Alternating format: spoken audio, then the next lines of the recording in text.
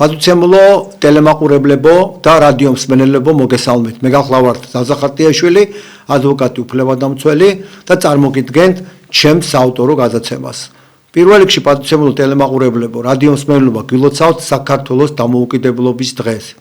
ეს არის ნებისმიერ ქართველისათვის ყველაზე საყვარელი დღე, ყველაზე მნიშვნელოვანი დღე, რამაც უნდა მთელი საქართველო გაგვაერთიანოს ერთ მუშტად შევკვრას და ვიბრძოლოთ ნამდვილი დამოუკიდებლობისათვის, ღირსეული თანაარსებობისთვის.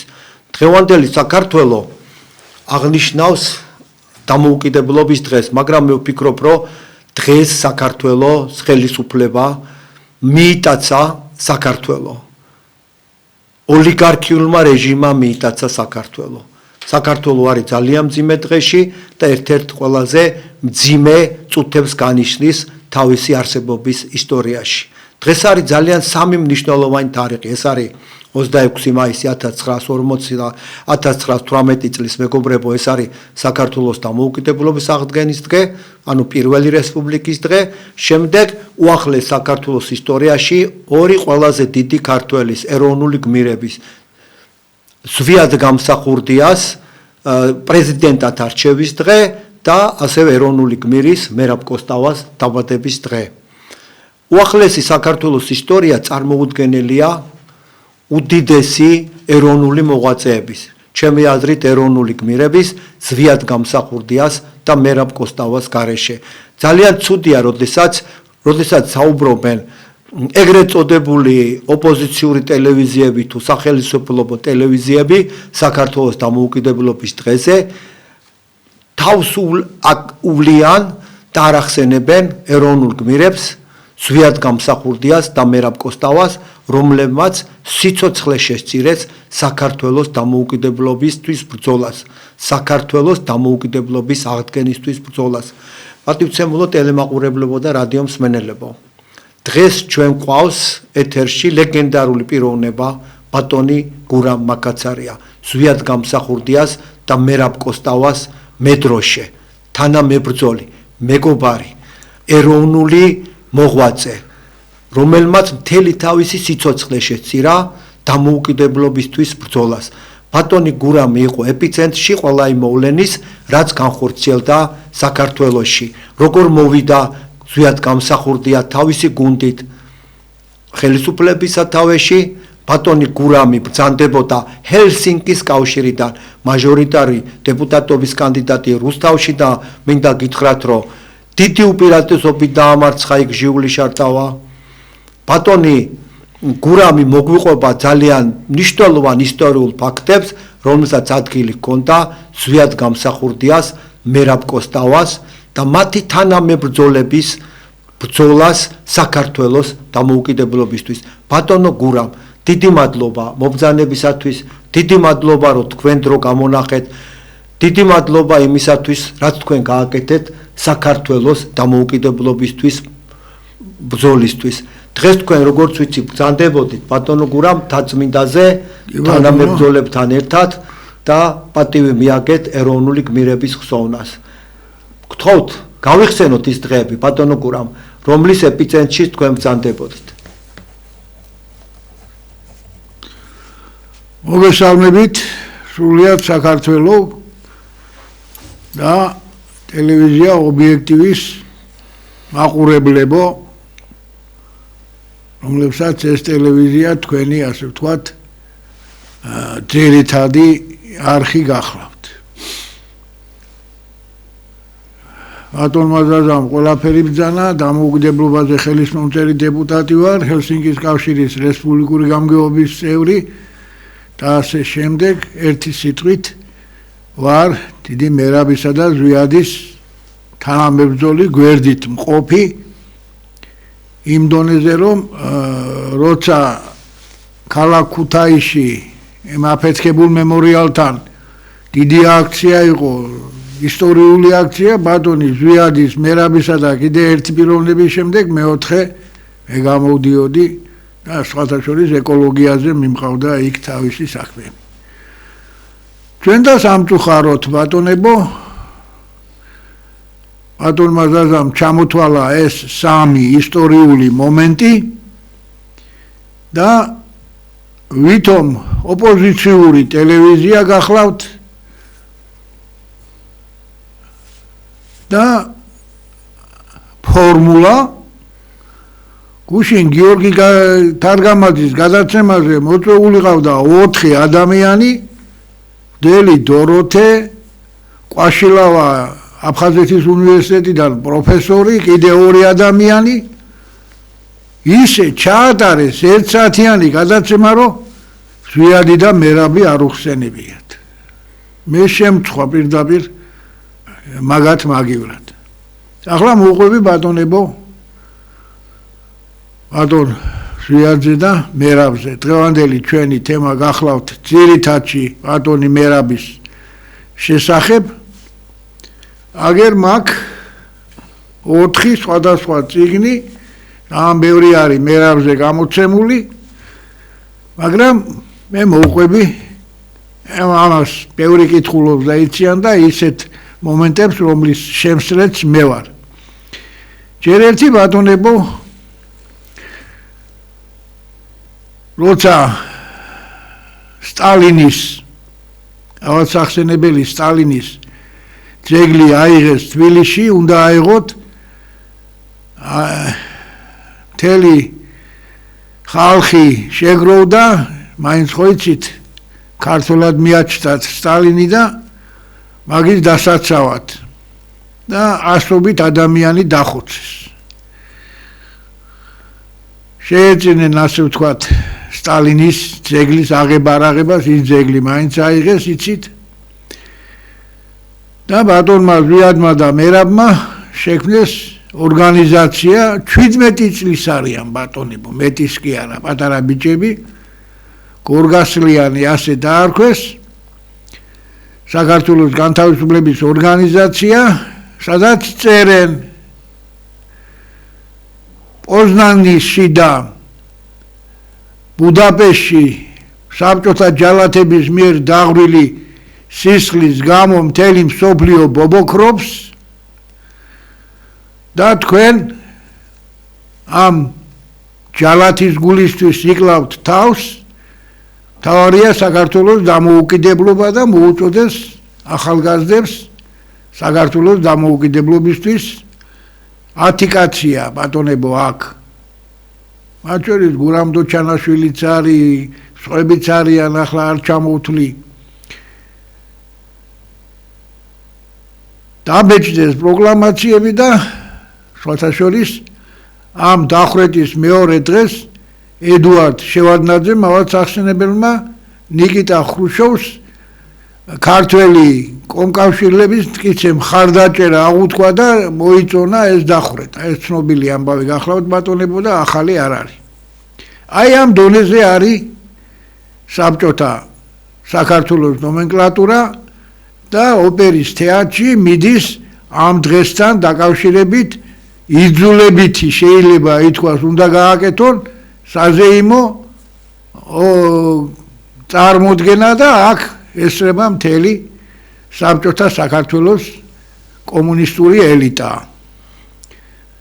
ახალგაზრდა ყმაწვილებმა ეს დაბეჭდილი პროკლამაციები ოპერის თეატრში გადმოყარეს ბატონებო ეს იყო სიგრძეზე წასვლის ტოლფასი ბატონ ზვიადზე გადაცემის დროს თქვი და ახლაც გავიმეორებ ქალბატონი ოლღა დემურია კოსტავა მერაბის დედას მონახავს სასამართლოა მე და კონსტანტინე სისხლგამშრალები ვდგევართო მოვიდა ვასილ მჟავანაძე ტირილით და გვეუბნებაო დახვრეტენო ბავშვებსო გადაიდო სხდომა და რამდენიმე დღის შემდეგ როცა განახდა ისევ ატირებული მოდის ვასილ მჟავანაძე ღმერთმანათელში ამყოფოს და გვეუბნებაო შეიწყალა ხრუშოვმაო ხრუშოვმა კი არ შეიწყალა ბატონებო ამ თავიანთი მოწოდებებით სადაც ჩაწერეს პოზნანისა და ვარშავის საკითხი და საერთაშორისო ტერორი რუსების უკვე აგორებულია მსოფლიოში ანტისაბჭოთა კომპანია და შეეშინდა ხრუშოვს აი ამ საერთაშორისო დონის მოწოდების გამო და ვერ გაბედა დახვრეტა, მაგრამ გადაიდო ეს. მოგეხსენებათ, შემდგომ ჯოჯოხეთში ააგზავნეს ორივე საბჭოთა გულაგებში. აი იქიდან მოდიან ერთად, მაგრამ ამ 10 კაციდან ბატონზვიაც ცხადია, ვერავინ ვერ შემორჩა მერაბის გარდა და მერაბს ვერავინ ვერ შემორჩა ზვიადის გარდა. ესე იგი, ეს საქმე პროკურატურა, საბჭოთა კავშირის უმაღლესი პროკურატურა განიხილავდა გამსახურდია კოსტავას საქმეთ. ეს იყო ბატონებო სიკვდილზე წასვლა, მაშინ წარმოუდგენელი იყო მსგავსი რამე. შემდგომ 70-იან წლებში, კერძოდ 75, 76, 77 წლებში გამოსცეს არალეგალური ჟურნალები, ოქროს საწმისი და საქართველოს მოამბე, სადაც უამრავი არაღიარებული დახვრეტილი მწერლები, პოეტები გამოსცეს და ამხილეს ეკლესიაში თუ საბჭოთა კომუნისტურ კორუმპირებულ ხელისუფლებაში სიტუაცია, რაც იყო ბომბის გავარდნის ტოლფასი. და ამ დროს გამოსული არის სოლჟენიცინის გულაგის არქიპელაგი, რომელიც არის აკრძალული, იშოვეს ეგზემპლიარი, დაბეჭდეს და გაამრავლეს და მთელი საბჭოთა კავშირის მასშტაბით ავრცელებენ ამას. წარმოგიდგენიათ ბატონებო 77 წელს, როცა ანდროპოვი არის სუკის უფროსი, ისევ სასიკვდილოდ გადადეს თავი. მოგეხსენებათ, რომ ორივე დააპატიმრეს შემდეგ და ზვიადგამსახურდია კაჩუბეიში გადაასახლეს, მანამდე ორივე ფსიქიატრულ საავადმყოფოში მოათავსეს. ზვიადი ჯერ იყო მოსკოვში ერთ ფსიქიატრულში, მერე სერბსკის განსაკუთრებული ფსიქიატრიული განყოფილებაში გადააგზავნეს და რა არის ეს, ახლა გეტყვით ბატონებო, ნაზი შამანაურის მაგალითზე. ნაზი შამანაურს რო დაიჭირეს, რა თქვა იმ გმირმა ქალმა, მაგრამ მაინც გამოუცდელმა, რომ რაიკოს დივანი გააკრიტიკა დუშეთის რაიონის, მეტი არაფერი არ გაუკეთებია იმას, ასე ვთქვათ, მნიშვნელოვანი და თმები დააპუტეს და წვალებით მოკლეს ეს გოგო. ერთი გუგულა მამუკელაშვილი გახლავთ, კახელი ბიჭი და კაცი, ვერ ვეხმაურები, ცოცხალიათ თუ არა ისიც არ ვიცი, უნდა ჩავიდე ვაგის სოფელში გავიგო, ყმაწვილი ვიყავიო და კიბო დამედგინესო და თვიო მაინც ვკვდებიო და ჩვენი რაიკომის მდივანიო ძალიან საზღარი პიროვნება იყო და დავიწყე მაგის წინააღმდეგ ბრძოლაო. დამიჭირესო და მომაქციეს ფსიქიატრიულშიო და ერთ წელიწადშიო ნაღდად გამაგიჟესო და მართლაც გიჟის სიმპტომები აქვს, ვერ არის ეს კაცი დალაგებული. აი ასეთი საშინელებები იყო ბატონებო. 77 წელს ავსტრალიაში შედგა ფსიქოლოგთა საერთაშორისო კონგრესი და ზვიადისა და მერაბის წამების მაგალითზე საბჭოთა ფსიქიატრები გარიცხეს საერთაშორისო ორგანიზაციიდან. ეს იყო ჯოჯოხეთი. მერაბ კოსტავამ პერმის ციხე იყო, სუკის ციხე, სადაც პოლიტპატიმრები იჯდნენ ძირითადად. იქ ყველა პატივს ცემდა და სასწაულები გააკეთა, მაგრამ ერთ მაგალითს მოვყვები, ვახტანგ ჭითავა, ღმერთონათელში ამყოფოს, რუსთავის ჰელსინკის გამგეობის წევრები ვიყავით ორივე, ისიც პოლიტიკურზე იჯდა და პერმის ციხეში მოხვდა. ესე იგი, გაუგონარი რამე მოხდა.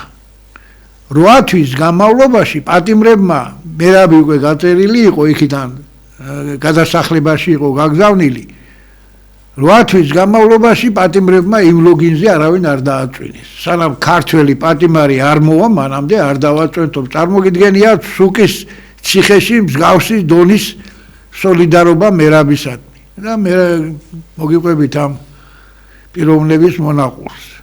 სუკის ციხეში პოლკოვნიკი იყო სუკის მაღალი რანგის და პატიმარი რომ მოვიდა პოლიტპატიმარი აიბარა ვახტანგ ჭითავა და რაღაცები შესთავაზა, მაგრამ ამან რა თქმა უნდა ერთმანეთში ამყოფოს თანამშრომლობაზე უარი უთხრა და ამ კაცმა დაიწყო მერაბ კოსტავას ქება. უნიჭერესი კაცი, დიდი მუსიკოსი, ასეთი, ისეთი, მაგრამ აქვსო ერთი დიდი ნაკლი. რუსულად ვიტყვი კაკონ ნინავიდით სავიწყიუ ვლასტ.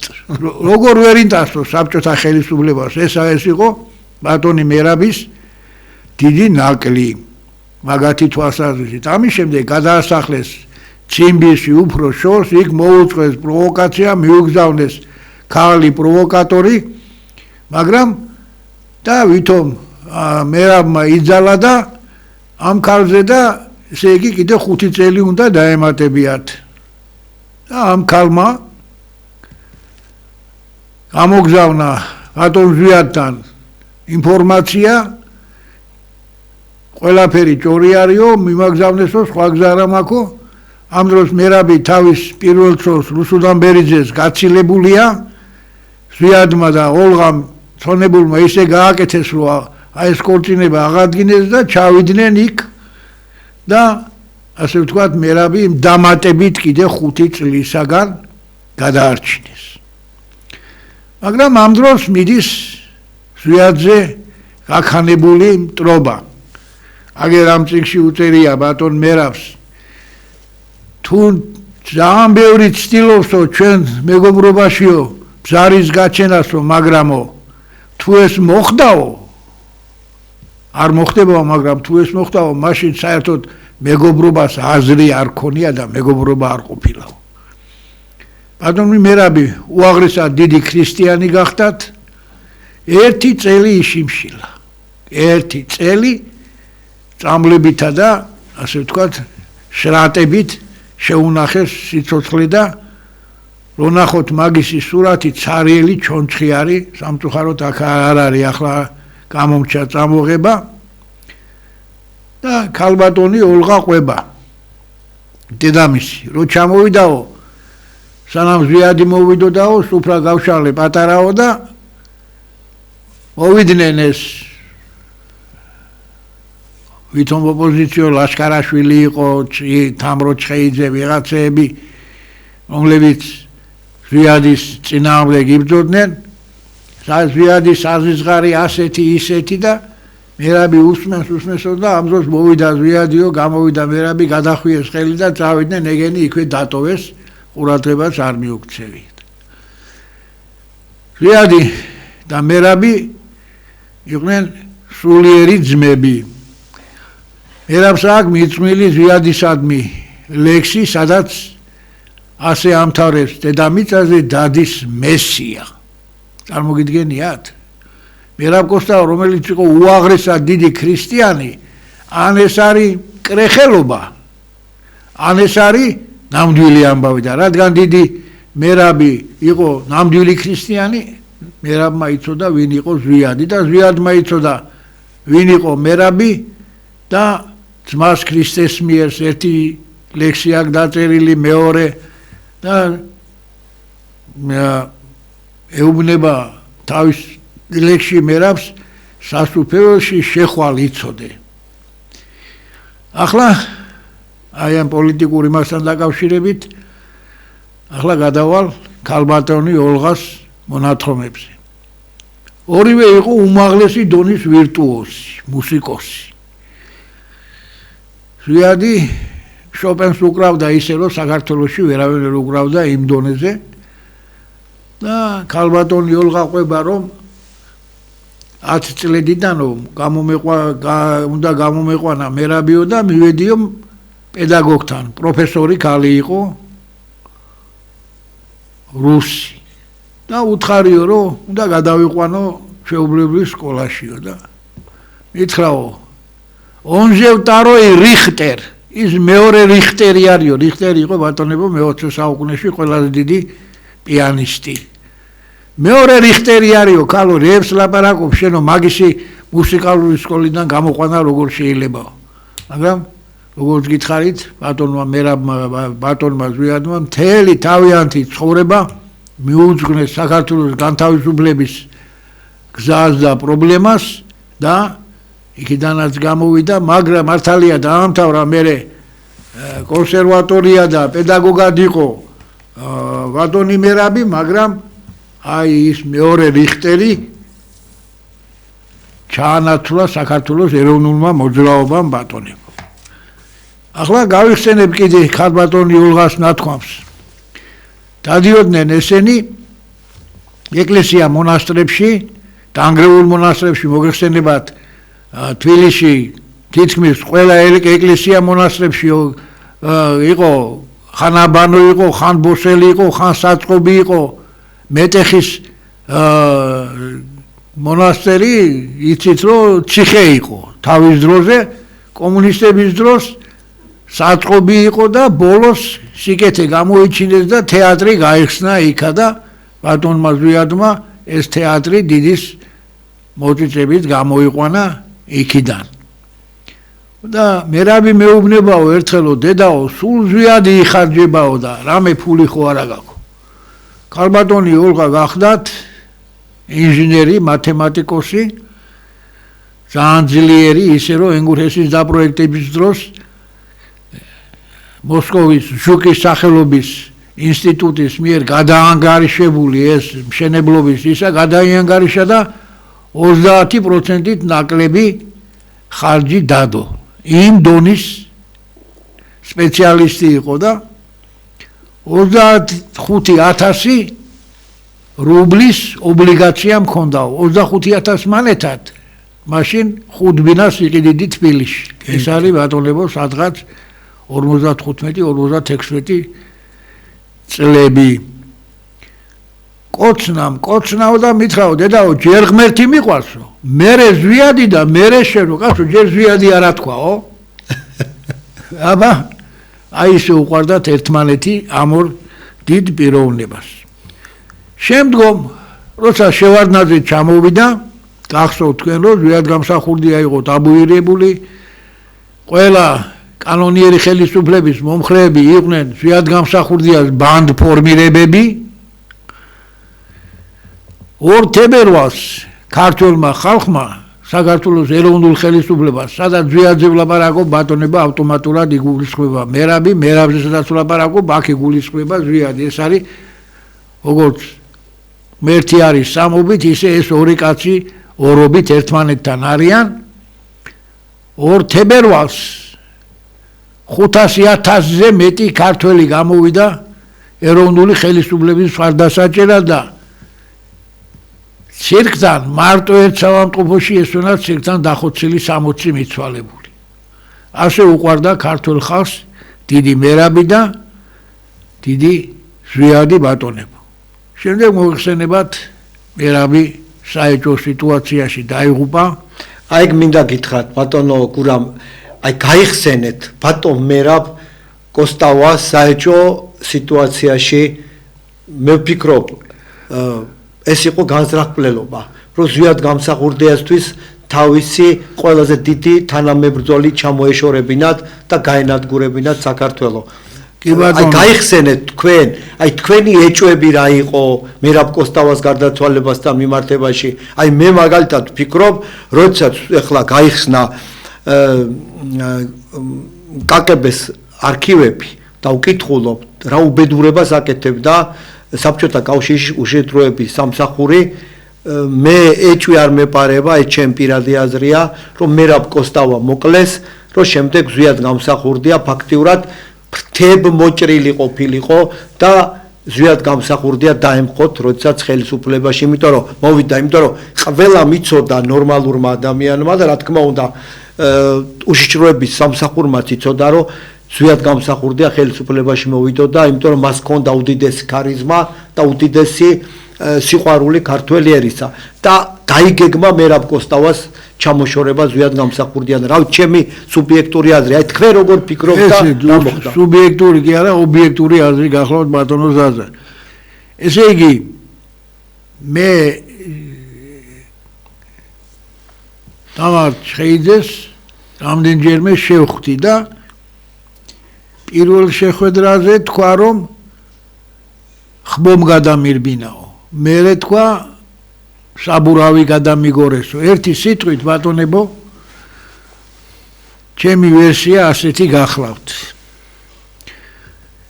ესე იგი რო წამოვიდა თამარ ჩხეიძე ჩქარად ატარებდა ეს მანქანას და უკან მოყვებოდა სამხედრო მანქანა დიდი სიჩქარით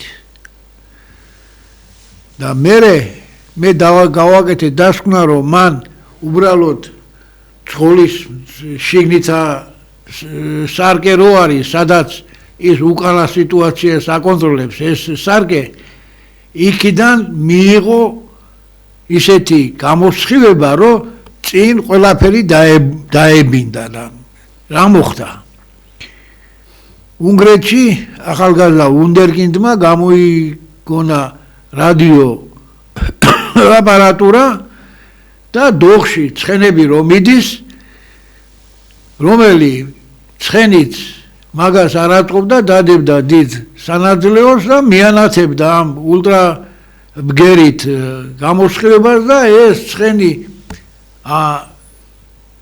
ყალღზე დადგებოდა და გადმოაგდებდა მხედარს. ახლა იყიდება ბატონებო პატარა ფანარი მსგავს იმაზე ძალიან ხშირად არის Facebook-ზე რეკლამაში ძაღლები რო გამოგედევნებიან მიანათებდა ეს ძაღლები შიშით გარბიან.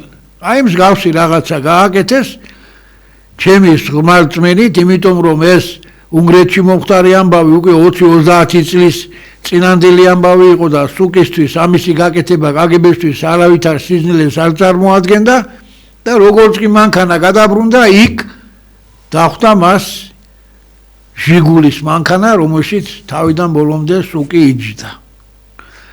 მოაწყვეს ბატონი მერაბის გარდაცვალება სიკვდილი.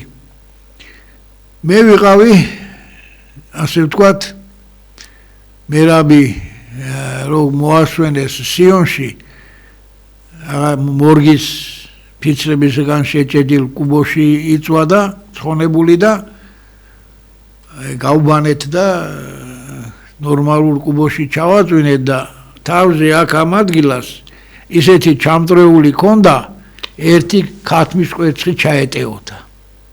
ის მერე იყო აკეთებული, იმიტომ რომ ავარიის დროს მსგავსი რამის აკეთება წარმოუდგენელი იყო.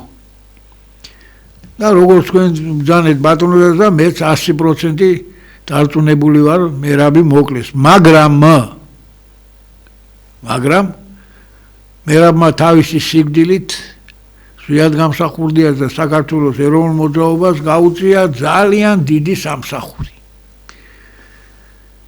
მერაბ კოსტავას გასვენება გახდა გრანდიოზული დემონსტრაცია ქართველი ერის გაერთიანების. გადაცემა არის მერაბის გასვენებაზე და იქ სიონში შესასვლელში მაშინ ფილმები იყო, ვიდეო არ იყო და მე ვდგევარ და მოწმევარ ამის.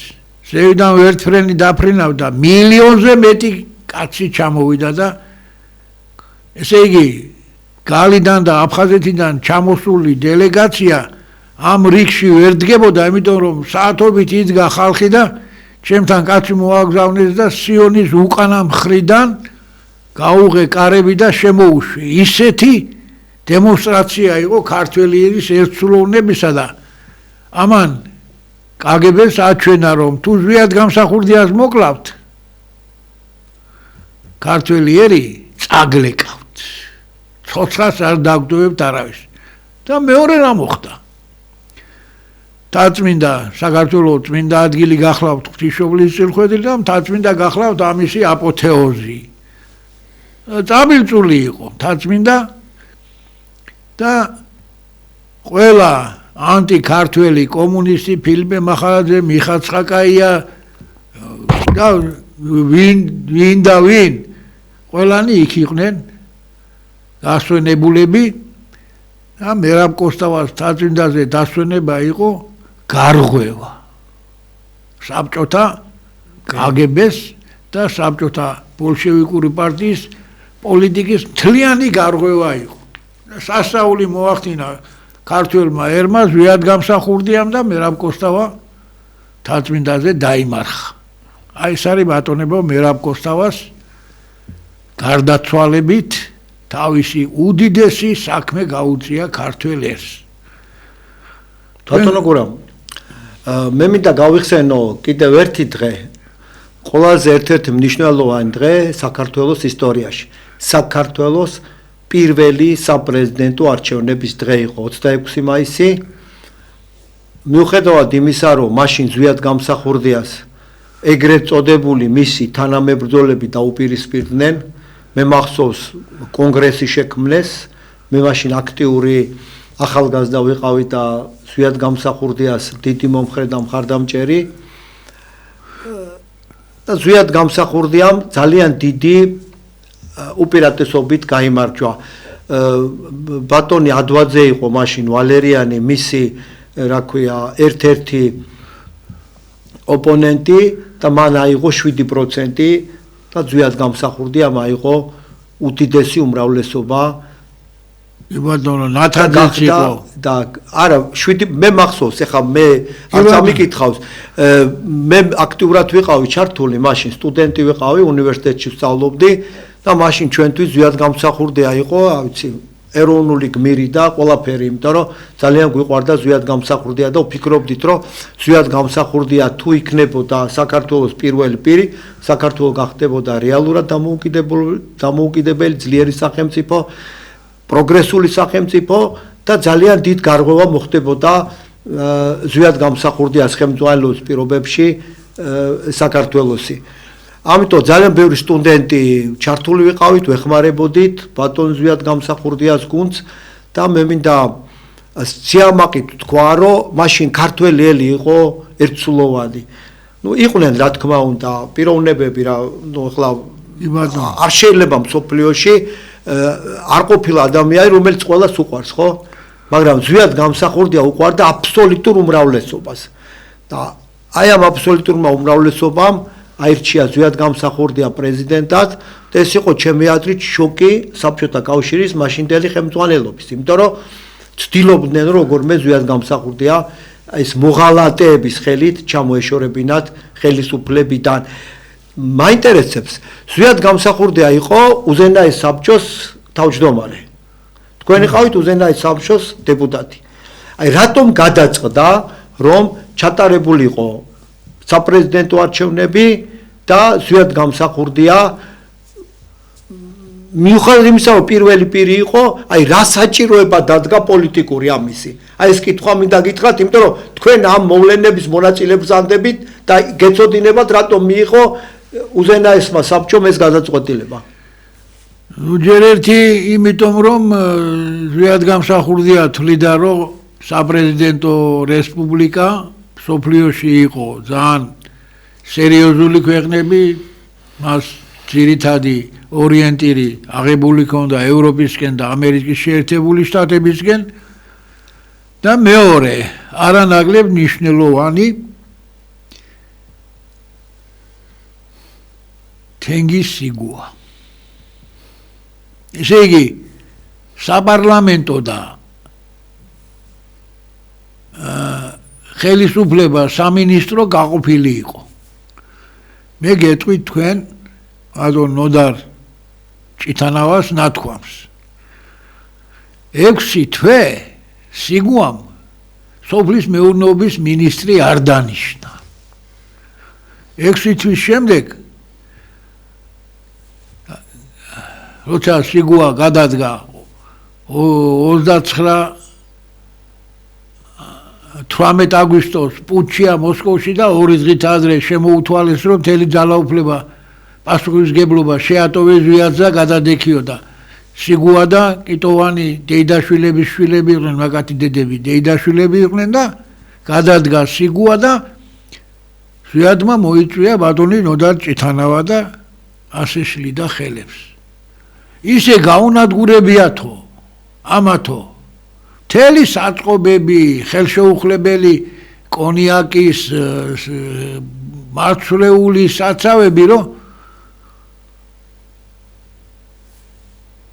თულად იყო სიტუაცია და ზვიადმა გადაწყვიტა მთელი პასუხისმგებლობა აიღო თავის თავზე როგორც პრეზიდენტს და გეტყვით რომ ზვიადის გარდა ერთი კაციც არ იყო ვისაც შეეძლო ჟარგონს ვიტყვი გაეკაჩა ქვეყანა აი ეს რაც გითხარით ნუ დაჭითანავა ცოცხალია დღესაც და იმავეს გაიმეორებს და მთავარი მაინც რაც პირველი თქვი ის იყო ესე იგი საერთაშორისო სიტუაციებში საპრეზიდენტო ქვეყნის შექმნა ეს იყო ბატონი ზვიადის გადაწყვეტილება და როგორც პრეზიდენტმა მან ბევრი რამე გააკეთა და ერთ რამეს გავიხსენებ 92 წელს შევარდნაძის ეგრეთ წოდებულ ბასტიბუბუს პარლამენტზე რაღაცა აწყენიეს ასე ვთქვათ აკაკი ასათიანს და მან ასეთი რამე თქვა თქვენ 15 კანონი გაქვთო სულ მიღებულიო და აქედან 14 კანონიო ქვეყნის მრეწველობის გარდაქმნის ახალ საფეხურზე გადასვლის საქართველოს რესპუბლიკის უზენაეს საბჭოს აქვს მიღებულიო მიმდინარეობდა კანონშემოქმედებითი მუშაობა ერთი ცხვარი და ძროხა არ იყო დაკარგული მაგალითს მოიყვან ცხვარზე გამახსენდა მილიონობით ცხვარი ყავდა საქართველოს დაღესტანში და უკვე მოხდა ისე რომ ოსებმა კონფლიქტი გამოაცხადეს და ვეღარ ჩამოყვავს ის ცხვარი ძველი გზებით და აკაკი მათიაშვილი იყო მაშინ ერთ-ერთი პრეფექტი და ასევე იყო კომისიის თავმჯდომარე ედუარდ ჯანელიძე პროფესორი და ედუარდ ჯანელიძემ ითავა და ისტორიაში პირველად დაღესტნიდან აზერბაიჯანის გავლით ეს 5 მილიონი ცხვარი ისე ჩამოიყვანეს რომ თითქმის დანაკარგი იყო ნული ერთი სიტყვით იყო ძალიან დიდი საბოტაჟი და ბოიკოტი თქვენ ახსენეთ აქ მამარდაშვილი თუ ვინც არ უნდა იყოს და იძულებული იყო ზვიადი რომ ეს ინსტიტუტი შემოიღო ახლა გავაგრძელებ მე ქალბატონი ოლღას ნათქვამს შევარდნაძე რომ მოვიდა ზვიადი იყო ბანდფარმირებების უფროსი და დაიბეჭდა 1000-ობით სურათი ბატონი მერაბის დიდი პორტრეტი ფერადი და შევარდნაძეს კაბინეტში უკედია ლენინის სურათის მაგივრად და გამოაგზავნეს რუსუდან ბერიძე ვიცე-სპიკერია ამ დროს ამ ბასტიბუბუს პარლამენტის კი რუსუდან ბერიძე მახსოვს რომ პირველი სპიკერი იყო მე მასწავლი და კომაროვის სკოლის გამოშვება ვარ მე-9 კლასში ჩემი მასწავლებელი იყო მზეთუნახავი ქალი იყო მართალი გითხრათ და უნდა დაარწმუნოს ოლღა რომ თქვას რომ ზვიადი არ იყო მერაბიზე მეტი და მერაბი ზვიადზე ნაწყენი იყო ბოლოს და რა უთხრა ამ ცხონებულმა ოლღამ აი ისა რაც ავთქვი რომ მითხრაო ჯერ ღმერთი მიყვარს ზედა მერე ზვიადი და მერე შენო იქ მოაკეტია იმ დღესვე 5000 დაბეჭდილი სურათი სანაგვეზე გადააყრევია შევარდნაძე აი ოლღას ერთი სიტყვის გამო ახლა გავიხსენე ბატონებო რამდენიმე პირად მომენტებს ცხოვრებიდან მოაწყვეს პროვოკაცია აფხაზებმა მდინარე ღალისგასთან სოხუმის უნივერსიტეტში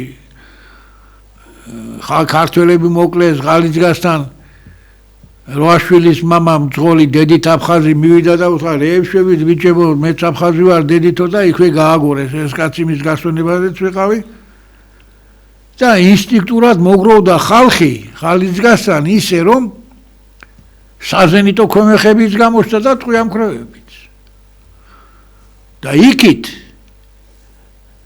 ჩამოყვანილია შუა აზიიდან სპეციალური დივიზია რომელმაც ეგრეთ წოდებული თურქი მესხები გაასახლა შუა აზიიდან სამ რესპუბლიკაში იყვნენ ისინი იქა და თუდად იქცეოდნენ უნდა ითქვას სამშრომელები იყვნენ, ბაღები აყვავეს ყველაფერი და მე გაგულავდნენ როგორც სიტყვიან უკაცრავად და ქართველები როგორც გადავიდოდნენ, იქ მე რამდენიმე შეიძლება ასობით აფხაზს სასიკვდილოდ გაწირავდნენ და მე დაიწყებოდა ის გენოციდი, რაც შევარდნაძის დროს აფხაზეთში მოხდა ქართველების გამოსახლება. ბატონმა მერაბმა ისე იყო ჩაღა, რომ აქედან ჩაფრენილი გუმბარიძე ხალხი დაესია და მოკლას უპირებდა და დააწყნარა ეგ სიტუაცია. და ჩამოვიდა თბილისში, გუმბარიძე მივიდა სახლში და ისევ ქალბატონი ოლღას მონაყოლს გეუბნებით, რა გინდა მთხოვეო მე შენო და შეგისრულებ ყველაფერს.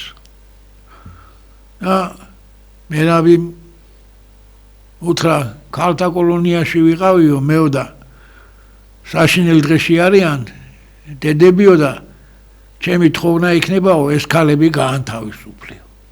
ისე ოლღას სიტყვებს ვიტყვი, მერაბი რო დაიღუპა 40 არ იყო გასული, ეს ქალები გამოუშვეს, ასობით ქალი ციხიდან მოვიდნენ მერაბის სახლში იტირეს და აი ასეთი ჰუმანისტი იყო. მეორეს მოვყვები აი ამ აფხაზეთის მომენტთან დაკავშირებით ზუგდიდში სასტუმროში ცხოვრობს, იქვე ვცხოვრობ მე, 18 დეპუტატი მყავდა და მერაბის ვერ შევინახავდი, მაგრამ მეუბნება რომ მამაჩემ მითხრა მოიყვანეო სახლში სიცხილი არისო კაცო სასტუმროში რა უნდაო და არაო ოპერატიულად უნდა ვიმოქმედო 5 წუთი დრო არ ქონდა გასასვლელად ერთ-ერთ დილას 6 საათზე სასტუმროს ფოიეში იძახის რუსის კალი კოსტავა და მოიყვანა დაბალი 1-65-70 წლის რუსის კალი ტირის я вас узнала გიცანით და რა იყო დედაო და ეუბნება ის კალი 40 წელი არისო ქაღალდ-კომბინატში მუშაობო ქმარი დამეღუპა მაგრამ შვილები და შვილიშვილები მყავსო და ამ ნაძირალა ოთარ ფასაციამო სამჯერო ბინის მიღების რიგი გადამიწიაო და სულ გამიუქმა ახლაო. თელი დღე დაკარგა და ამ ქალს ბინა რაც ეკუთვნოდა ის ბინა მიაღებია. საღამოს რომ მოვიდა უსაყვედუროს მერაბ რა იყო კაცო მაგის დროსაც რას ლაპარაკობთო თქვენ რა მოხდა იცითო? ქალმაო რომელმაც საბჭოთა სტრუქტურებში ვერ იპოვა სამართალიო ეროვნულ მოძრაობაში იპოვა ეს სამართალიო და მეორეო ამ ქალის ღალატი როგორ შეიძლებოდა აი ეს იყო ბატონებო მერაბი უაღრესად ჰუმანური მახსოვს მერაბის სახლში ვარ და კახელი კაცი ჩამოვიდა და ძროხა მომბარესო ოჯახის მარჩენალიო დაგიბრუნებ შენ ძროხასო უთხრა და ჩავიდა იქა და აიძულა მილიცია და ის რომ იმ კაცისთვის თავისი ძროხა დაებრუნებია, უკვე გადაყვანილი იყო ჩრდილოეთ კავკასიაში და იქიდან დააბრუნებია ის ძროხა. და ასეთი სასწაული პიროვნება იყო. ერთი რამე რო არა ვთქვა, თვითონ არაფერი მატერიალურად ძალიან უჭირდა. ერთი დალი შეროზიას ნათქვამს ვიტყვი. მომიტანაო შარვალიო გავხედეო გაცრეცილი არისო და მე უთხარიო მე ვერ შევკელავ ამას გავარემონტებ მერაბო და მივედითო მკერავთან სომეხი არისო მამაკაცი დახედაო და თქვაო ესო გაცრეცილი არისო ამას მე ვერ გავაკეთებ და 2 საათში მოდითო თქვაო და დაუტოვეს ეს შარვალიო და წავიდა ეს სომეხი მკერავი თავისი ხარჯით იყიდა კაი საშარვლე შეკელა და აჩუქა მერაბს ამოგდგენიათ აქ ორ რამეს გაუსვი ხაზი ჯერ ერთი როგორ უჭირდა თვითონ გაცვეთილი ფეხსაცმელით და გაცვეთილი შარვლით დადიოდა და მეორე ისეთი ავტორიტეტი ჰქონდა რომ იმ სომეხმა კაცმა თავისი ხარჯით საპატივად ჩათოლა რომ მერაბისთვის ეყიდა საშარვლე ნაჭერი და შეეკერა შარვალი და ასეთი რაღაცები ჩამოთვლა ბატონებო ათასობით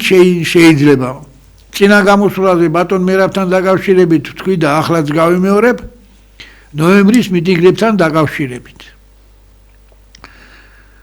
ნოემბერია და მიტინგებამდე 3-4 დღით ადრე მერაბისთან ვართ სახში და დაიბარა EDP-ს გამგეობის წევრი ზვიად ქადარია. ცოცხალია დღესაც და ეუბნება თქვენ პარტია ქვიათ და მთავრობის სახლის წინ თქვენი სახელით უნდა დავიწყოთ დიდი აქცია. ქადარიამ გაიგირო და უთხრა ასაბო მერაბო დამჯდარი არ ვიქნებითო აკვირიან იქიდან. მე და ზვიადი ვიქნარა. ზვიადი და მე ვიქნები ტიკო. და ის ნოემბრის აქტია იყო ნონსენსი საბჭოთა კავშირის ისტორიაში. ერთი კაცის საპროტესტო დაჯდომა რომ სიკვდილით თავდებოდა 1000-ობით ადამიანმა გაარღვია ეს საბჭოთა ბლოკადა. მერე თქვენ გახსოვთ 99 წლის 9 აპრილის სიტყვა. ეს არისო წუთი საქართველოს ისტორიაში ყოფილა დიდებული წუთებიო და ეს არისო ერთ-ერთი უდიდესი წუთი საქართველოს ისტორიაშიო და შემდგომ ამასთან დაკავშირებით ჩეხეთის ლეგენდარული ქვია პრეზიდენტი ვაცლავ ჰაველი იტყვის საქართველოში 9 აპრილის ტრაგედიამ და საქართველოს ეროვნულმა მოძრაობამ არა მარტო საბჭოთა ხალხი იხსნა ბოროტების იმპერიისაგან, არამედ მთელი აღმოსავლეთი ევროპა და მთელი მსოფლიო. და ვაცლავ ჰაველი ამბობს, რომ მერაბ კოსტავამ და ზვიად გამსახურდიამ შექმნეს ახალი მსოფლიო. იგივეს ამბობს 92 წელს უკვე ზვიად გამსახურდია ხელისუფლებაში არ არის, აქედან განდევნილი ვარ და ასტრახანში უყურებ რუსეთის სენტენს, ნოემბერია 92 წლის და აჩვენებენ საბჭოთა კავშირის მეცნიერებათა აკადემიის სხდომას. ერთადერთი საკითხი განიხილება, რამ დაშალა საბჭოთა იმპერია და ზოგმარა თქვა ზოგმარა და ვადიმ ბირიკოვი იყო ასეთი დელავიელიუდი ჟურნალი იმისი რედაქტორი აკადემიკოსი და თქვა ტოტალიტარული სისტემი დაშალეს დისიდენტებმა და ზვიად გამსახურდია და მერაბ კოსტავა დაასახელა ბატონებო.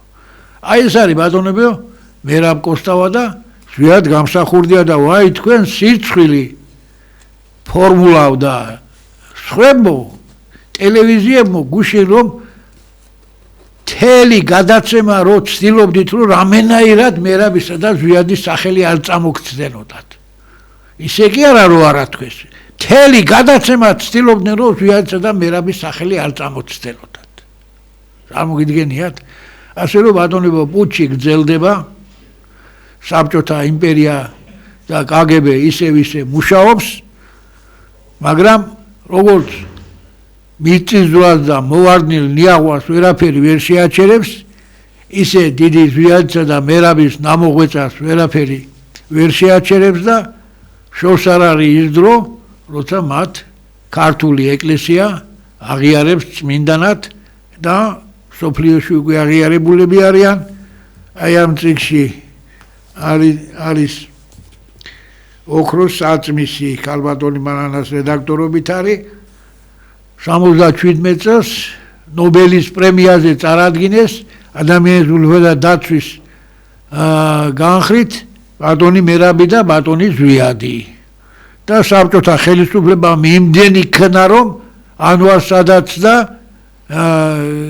ისრაელის პრემიერს მისცეს ეს ხელიდან წაგლიჯეს რა ეს ნობელის პრემია, იმიტომ რომ ამათ რომ ნობელის პრემია მიიღოთ, მაშინ თიც ვერ დააკარებდნენ უფრო მეტად. ასე რომ ბატონებო, გირჩევთ წაიკითხოთ ეს წიგნები, შეწყვეტილი ფიქრები, აი ბატონ მერაბზე აგერ შავლეგო, აქ ჩავინიშნე რამდენიმე სურათი. აი ერთ-ერთი პირველი ჩანიშნული აი ახეთ რაღაცია სასაული მზეთუნახავი ვაშკაცი პირდაპირ ახალგაზრდობიდან ჩანს სხვადასხვის მერაბს გული რო გატეხოდა თავისი შვილი მოუკლეს ირაკლის მოკლული გახლავთ და მერაბს მაგისადმი მილწვნილ ლექსში უწერია კიდევ კარგი რომ ჩემთვის გარდაცვლილები არ არსებობენ. აქ არის ბატონებო მერაბის ისტორიული სურათი. სხვადასხვის ჩემს მიერ მოწყობილ ხუდონესის საწინააღმდეგო მიტინგში ჯვარში და სვანეთში, იქ ჩემი ძმის გადაღებული სურათი გახლავთ ეს სურათი. იქვე არის გადაღებული მეორე სურათი, აგერ მაგ ჩანიშნული.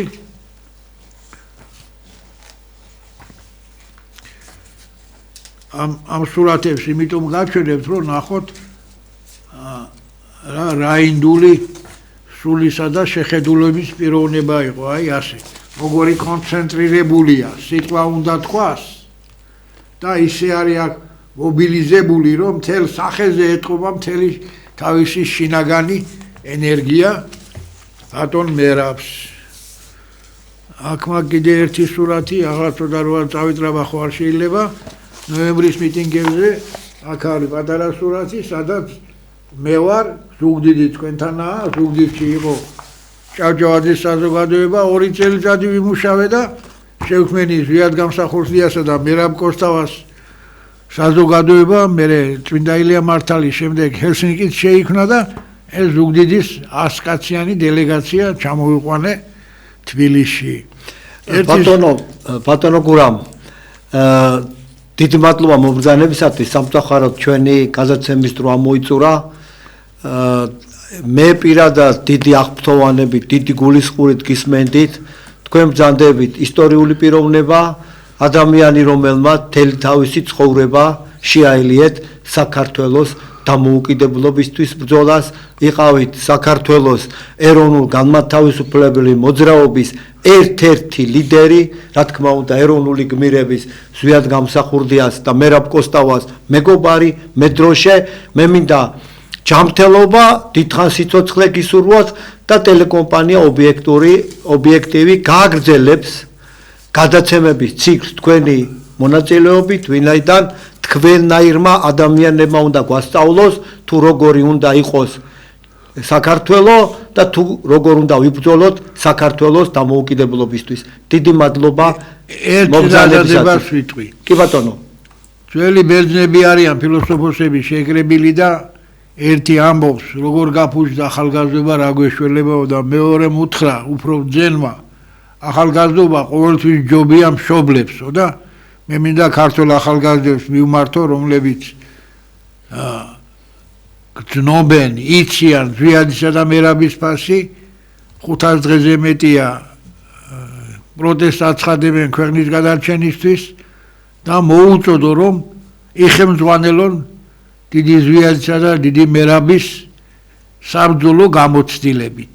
მაგათი ალფა და ომეგა, ანუ ყველაფერი, რასაც რანაბიჯას ისინი გადადგამენ, უნდა გამოდიოდეს ამ ორი ბუმბერაზი ადამიანის ნაღვაწიდან და დავამთავრებს სერაფიმ საროველის სიტყვებით, ბევრი ერი გააქრება დედამიწის ზურგიდან, მაგრამ საქართველოს უფალი შეინახავს მეორეთ მოსვლამდე და ქართველებისაგან გავწმინდება მსოფლიო. და როცა კითხეს ეს თქვენი წინასწარმეტყველება არისო, როგორ გიკადრებათ, რაც უფალმა მითხრა, ერთ ასოს როგორ მივამატებდი, ან როგორ გამოვაკლებდიო. დიდება უფალს ბატონებო და დიდება ამ ორ დიდ პიროვნებას, მერაბ კოსტავას და ზვიად გამსახურდიას. დიდი მადლობა ბატონებო, ვინც მისმენდით და ვინც ნახავთ და გაიზიარებთ ყველას. დიდი მადლობა. დიდი მადლობა მომბრძანებისათვის. უფალი გფარავდეთ და უფალი გფარავდეთ ჩვენ ქვეყანას. კარგად ბრძანდებოდეთ.